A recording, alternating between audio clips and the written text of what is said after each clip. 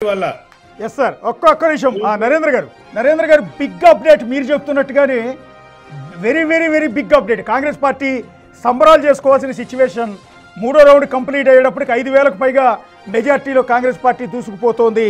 ఒక విధంగా మీరు చెప్పినట్టుగా రౌండ్కి మారుతోంది, రౌండ్కి కూడా మెజార్టీ పెరుగుతోంది.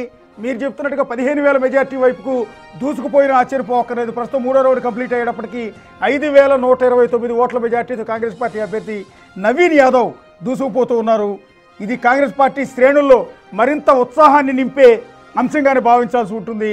మూడో రౌండ్కి వచ్చేటప్పటికి అంటే బోరబండ, రెహమత్ నగర్ ఈ డివిజన్ల దగ్గరికి వచ్చేటప్పటికి బీఆర్ఎస్ ఏమన్నా మళ్ళీ లీడ్లోకి వస్తుందా, పుంజుకుంటుందా అని చాలామంది ఎక్స్పెక్ట్ చేశారు. అందుకు భిన్నంగా ఎక్కడ కూడా బీఆర్ఎస్ పుంజుకునే పరిస్థితి మనకు కనిపించడం లేదు. కాంగ్రెస్ పార్టీ అంతకంతకు బలాన్ని పెంచుకుంటూ లీడింగ్ ముందుకు వెళ్ళిపోతోంది. నవీన్ యాదవ్ 5,129 ఓట్ల ఆధిక్యంలో ప్రస్తుతం దూసుకుపోతూ ఉన్నారు. విజయం దిశగా నవీన్ యాదవ్ దూసుకుపోతున్నారు. ఒకసారి కౌంటింగ్ సెంటర్ దగ్గర మా కొలీగ్ శ్రవణ్ ఉన్నారు. శ్రవణ్ దగ్గరికి వెళ్తాం. శ్రవణ్, కంప్లీట్ అప్డేట్స్ చెప్పండి. ఎంతో ఉత్కంఠ రేపుతున్నటువంటి జూబ్లీహిల్స్ బైపోల్కి సంబంధించినటువంటి కౌంటింగ్లో 3 రౌండ్లు పూర్తి స్థాయిలో కంప్లీట్ అయ్యి ఫలితం నా చేతిలో ఉంది.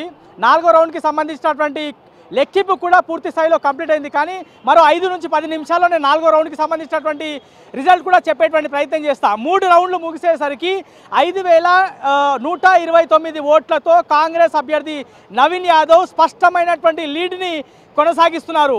మొదటగా షేక్పేట్, దాని తర్వాత వెంగళరావు నగర్ తో పాటు యూసుఫ్గూడకి సంబంధించి ఎర్రగడ్డకు సంబంధించినటువంటి ఓట్ల లెక్కింపు జరిగిన తర్వాత 3 రౌండ్లు పూర్తయిన తర్వాత 5,129 లీడ్లో కాంగ్రెస్ అభ్యర్థి నవీన్ యాదవ్ ఉన్నారు. మొదటి రౌండ్లో కేవలం 47 ఓట్లు మాత్రమే లీడు సంపాదించుకున్నటువంటి నవీన్ యాదవ్ రెండో రౌండ్కి వచ్చేసరికి ఆ లీడ్ కాస్త 2,239కి చేరింది.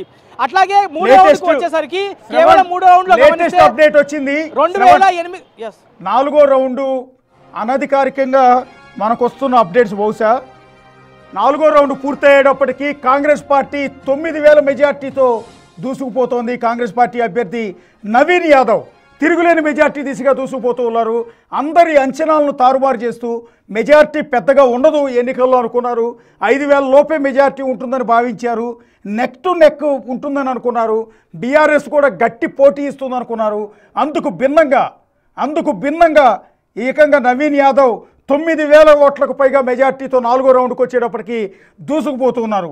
4వ రౌండ్ కౌంటింగ్ పూర్తయినట్టుగా ఇప్పుడే అప్డేట్ కూడా అందుతోంది. 4వ రౌండ్ పూర్తయిన తర్వాత 9,501 ఓట్లు. మొత్తం 10 రౌండ్లు ఉన్నాయి కౌంటింగ్కి. 10 రౌండ్లలో పూర్తయింది 4 రౌండ్లు మాత్రమే. ఇంకా 6 రౌండ్లు ఉన్నాయి కౌంటింగ్కి.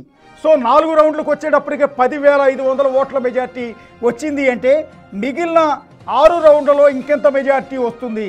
ఇందాక ఎన్ఆర్ఐ నరేందర్ చెప్పినట్టుగా 15,000 ఓట్లకు పైగా మెజార్టీతో కాంగ్రెస్ పార్టీ విజయం సాధించే దిశగా, ఒక రికార్డుని సృష్టించే దిశగా, ఒక సిట్టింగ్ ఎమ్మెల్యేని ఓడించి కాంగ్రెస్ పార్టీ ఇక్కడ గెలవటం అనేది ఆషామాషి వ్యవహారం కాదు. అది కూడా సింపతి ఓటింగ్ ఉంటుంది. అభ్యర్థి చనిపోయాడు కాబట్టి, సిట్టింగ్ స్థానం కాబట్టి, పోటీ చేసింది చనిపోయిన ఎమ్మెల్యే భార్య కాబట్టి ఆ సింపతి ఓట్లకి కన్వర్ట్ అవుతాయని రకరకాల డిస్కషన్ బయట జరిగింది. ఇలాంటి నేపథ్యంలో రేవంత్ రెడ్డి గల్లీ తిరిగారు. ప్రతి చోట అనేక సభలు సమావేశాలు పెట్టారు. ఇంటింటికి పంపించారు మంత్రులని. ప్రతి ఒక్కరి దగ్గరికి వెళ్ళి వాళ్ళ సమస్యలు తెలుసుకునే ప్రయత్నం చేశారు. తమకు అధికారం ఇస్తే, తమ అభ్యర్థిని గెలిపిస్తే జూబ్లీహిల్స్ రూపురేఖలు మారుస్తామని స్వయంగా ప్రతి చోట మీటింగ్లో రేవంత్ రెడ్డి ప్రామిస్ చేస్తూ వచ్చారు. ఇప్పుడు రేవంత్ రెడ్డి పరిపాలనకు రిఫరెండం అని బీఆర్ఎస్ చెప్పింది. సో హైడ్రా మీద వ్యతిరేకత కావచ్చు, ప్రభుత్వ పథకాల అమల్లో కాంగ్రెస్ పార్టీ వైఫల్యం చెల్లింది కాబట్టి ఈ వ్యతిరేకతని జూబ్లీహిల్స్ ఎన్నికల్లో ఖచ్చితంగా ఓటర్లు రిఫ్లెక్ట్ చేస్తారు. ఖచ్చితంగా కాంగ్రెస్ పార్టీని ఓడిస్తారు, బీఆర్ఎస్ఏ గెలుస్తుంది అని కేటీఆర్ కూడా ధీమాన్ని వ్యక్తం చేశారు, ఆత్మవిశ్వాసాన్ని వ్యక్తం చేశారు ఎన్నికల ప్రచారంలో. కానీ అందుకు భిన్నంగా ఇప్పుడు రిజల్ట్ వస్తోంది. రేవంత్ రెడ్డి పైనే అక్కడ అభ్యర్థి నవీన్ యాదవ్ కంటే కూడా ముఖ్యమంత్రి రేవంత్ రెడ్డి ఇచ్చిన ప్రామిస్ని నమ్మి రేవంత్ రెడ్డి పరిపాలన మీద నమ్మకాన్ని ఉంచిన ఓటర్లు ఇప్పుడు వేలకు వేల మెజార్టీని ఇస్తున్నారు కాంగ్రెస్ పార్టీకి. 4వ రౌండ్ పూర్తయ్యేటప్పటికి 9,501 ఓట్ల ఆధిక్యంలో కాంగ్రెస్ పార్టీ దూసుకుపోతోంది. ఇంకా 6 రౌండ్లు ఇంకా లెక్కించాల్సి ఉంటుంది. 6 రౌండ్లలో మెజార్టీ మరింత పెరిగితే 15 నుంచి 20 లేదా 20 నుంచి 25 వేల మెజార్టీతో నవీన్ యాదవ్ గెలిచే అవకాశం ఉంటుంది. ఒక విధంగా రేవంత్ రెడ్డి గెలిచినట్టుగా దీన్ని చూడాల్సి ఉంటుంది. ఎన్నికల ప్రచారం మొత్తాన్ని తన భుజం మీద వేసుకుని ఎన్నికలను ఈ ఉప ఎన్నికను అత్యంత ప్రతిష్టాత్మకంగా ప్రెస్టేజ్ ఇష్యూగా తీసుకున్న రేవంత్ రెడ్డి ప్రతి గల్లీకి వితౌట్ సెక్యూరిటీ వెళ్ళి మరీ ప్రచారం చేశారు. ఇప్పుడు తమ అభ్యర్థిని గెలిపించబోతున్నారు. ఏదైతే కాంగ్రెస్ పార్టీ అధిష్టానం తన మీద పెట్టిన నమ్మకాన్ని నిలుపుకోబోతున్నారు రేవంత్ రెడ్డి. నవీన్ యాదవ్ ఒక రౌడీ షీటర్ కొడుకుగా ఆయన్ను ఎన్నికల ప్రచారంలో బీఆర్ఎస్ తీవ్రంగా తప్పుపట్టింది. ఒక రౌడీ రాజ్యం వస్తుందని చెప్పింది. అనేక సోషల్ మీడియాలో ప్రచారం చేసింది బీఆర్ఎస్ పార్టీ. ఇలాంటి రౌడీ షీటర్ కొడుకుని మీరు ఎమ్మెల్యేగా ఎన్నుకుంటారా అంటూ ప్రశ్నించారు కేటీఆర్ కూడా. సో ఆయన తండ్రి పైన అంటే నవీన్ యాదవ్ తండ్రి శ్రీశైలం యాదవ్ పైన ఉన్న రౌడీ షీట్ని ఈ ఎన్నికల ప్రచారంలో విపరీతంగా వాడుకుంది బీఆర్ఎస్ పార్టీ. అయినా కూడా నవీన్ యాదవ్ మంచితనాన్ని స్థానికుడైన నవీన్ యాదవ్ని గెలిపించాలని ఆయనకే పట్టం కడుతూ ఉన్నారు జూబ్లీ హిల్స్ ఓటర్లు. తెలంగాణ వ్యాప్తంగా ఎంతో ఉత్కంఠతో ఎదురు చూస్తున్న ఎన్నికల ఫలితాలు వచ్చాయి. దాదాపు ఈ 9,500 ఓట్ల మెజార్టీ 4వ రౌండ్కి వచ్చేటప్పుడు కొన్న నవీన్ యాదవ్ ఇకపై వెనక్కి తగ్గే అవకాశం లేదు.